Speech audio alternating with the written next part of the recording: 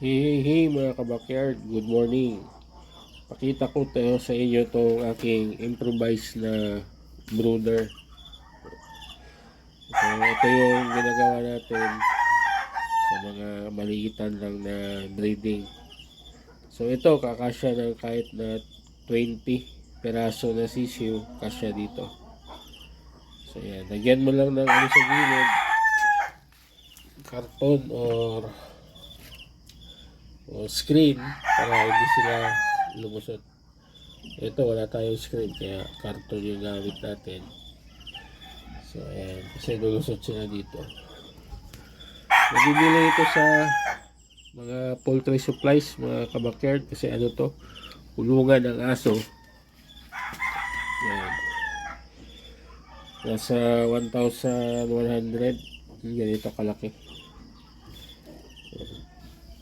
So pwede nyo, kung kayo ay nag-iilaw sa yung mga sisiw, pwede nyo lagyan ng ilaw. Ako hindi kasi ako nag-iilaw sa aking mga sisiw. Sa gabi, niligpit ko yung mga sisiw, nilalagay ko sa box. Meron silang natural na heating. Ito, tapusin natin ito mga kabakyard. Buksan lang natin para kasi ay use na ito mga kabakyard. Ginamit ko ito sa aso namin. So ito mga kabakyard,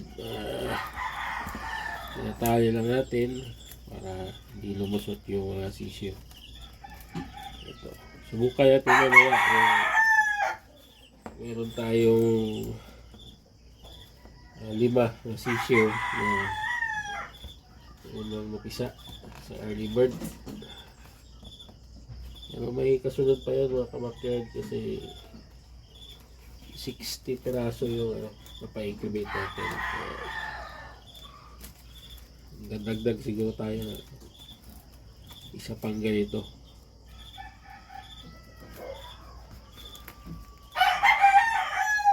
So ito ay ayos kasi pwede ilagay sa indoor or sa garahe.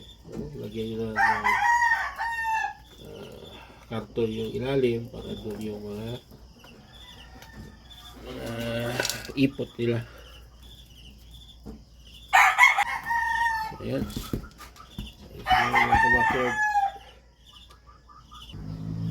So ito pa isang karton na gamit natin. Lagyan natin dito. Ayan. Butasan natin muna mga kabakyard. Gamit yung kutsilyo. Butasan natin dito. Dito, saka dito. Dito, tatlo din. So yan mga kabakyard, may butas na. Ngayon, lagyan naman natin ng tali. So yan mga kabakyard, yung mga tali na, lagyan na natin. So ganyan lang mga kabakyard. Natin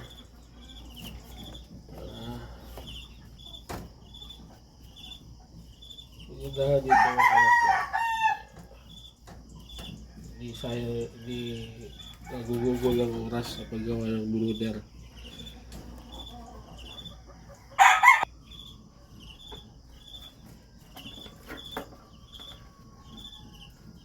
So ayan mga kabakyard, tapos na yung improvised brooder natin na lalagyan ng sisiyo.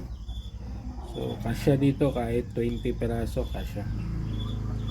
So subukan natin ilagay yung ating mga sisiyo. So ito, ilang peraso lang ito mga kabakyard, pero alagaan natin yan kasi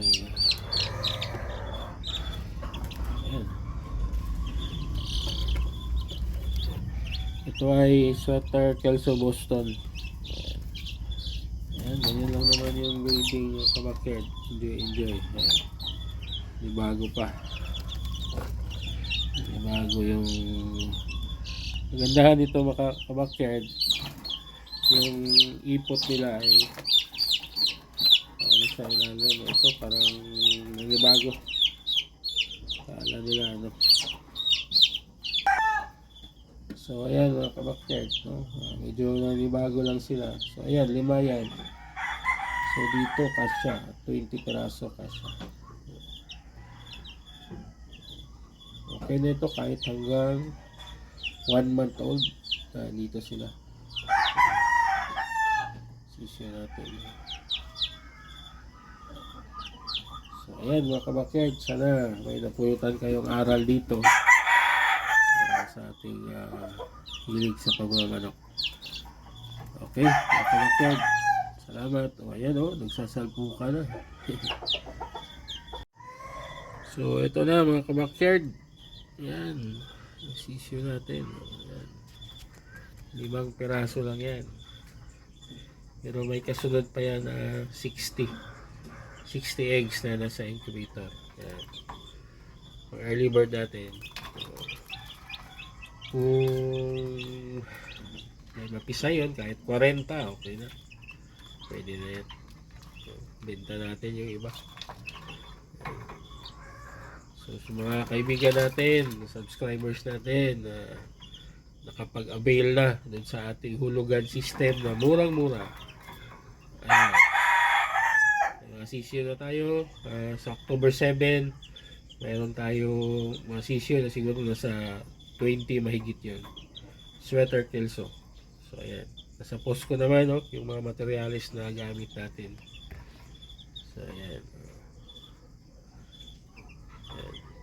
Issue natin. So, tayo lang tayo, mga kabakyard, mga ka-subscribers. Ayan. Sweater Kelso. Ito, 3-way ito ha. Sweater Kelso Boston na Esculin. Ayan. So, ayan, mga kabakyard. So, pwede yung gayahin itong ginawa ko na brooder. So, simple lang. 20 peraso kasya dito.